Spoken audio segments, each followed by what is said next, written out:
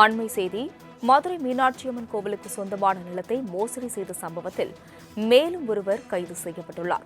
இதுகுறித்த கூடுதல் விவரங்களுடன் செய்தியாளர் மதிவாணன் இணைப்பில் உள்ளார். மதிவாணன், வணக்கம்.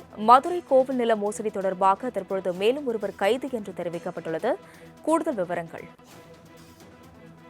வணக்கம் அஸ்வினி. மதுரை மீனாட்சி சுந்தரேஸ்வரர் கோவிலுக்கு சேவை செய்வதற்கான 60 கோடி மதிப்பிலான அறக்கட்டளை சொத்து என்பது பத்திரப்பதிவு விவகாரம். பத்திரப்பதிவுக்கு உதவிய திண்டுக்கல்லைச் சேர்ந்த திருமலை பகுதியைச் சேர்ந்திருக்கிற கலிக்குமார் என்பவர் கைது செய்யப்பட்டிருக்கிறார்.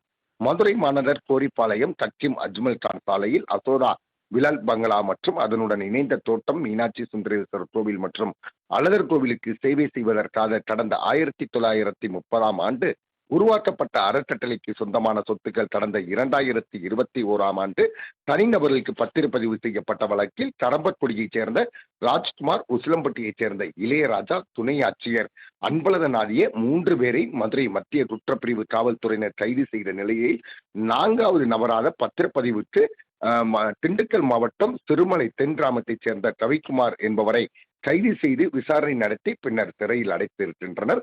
தொடர்ந்து மதுரை மீனாட்சி அம்மன் கோயில் மற்றும் அதே சமயம் பழனி கோயில் உள்ளிட்ட பல்வேறு கோயில்களில் பத்திரப்பதிவு மோசடி செய்தவர்களை தொடர்ந்து போலீசார் பொறுத்தவரையில் கைது செய்யப்பட்டு வருகின்றனர். இன்றைய பொழுது பழனி பத்திர விவகாரத்தில் ஒருவர் உயிரிழந்திருக்கிறார். அதே போல மதுரை மீனாட்சி அம்மன் கோயில் சம்பந்தப்பட்ட விவகாரங்களில் இன்னும் எத்தனை பேர் கைதாகக்கூடும் என்ற மிகப்பெரிய எதிர்பார்ப்பாக இருந்து கொண்டிருக்கிறது. மதுரை மாநகர மக்களிடையே மதுரை மீனாட்சி அம்மனுடைய கோயில் தொற்ற பத்திர மோசடி பதிவு என்பது மிகப்பெரிய பதட்டத்தையும் அச்சத்தையும் ஏற்படுத்தி இருக்கிறது. அஸ்வினி, மதிவாணன், விவரங்களுக்கு நன்றி.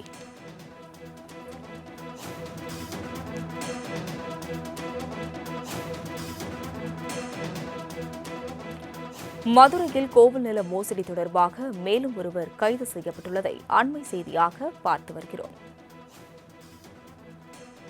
ஏற்கனவே 3 பேர் கைதான நிலையில் பத்திரப்பதிவிற்கு உதவியதாக சிறுமலை தென்மலையை சேர்ந்த கலிக்குமார் என்பவரும் தற்பொழுது கைது செய்துள்ளார். இந்நிலையில் மதுரை கோவில் நில மோசடி வழக்கு தொடர்பாக மேலும் ஒருவர் கைது செய்யப்பட்டுள்ளார்.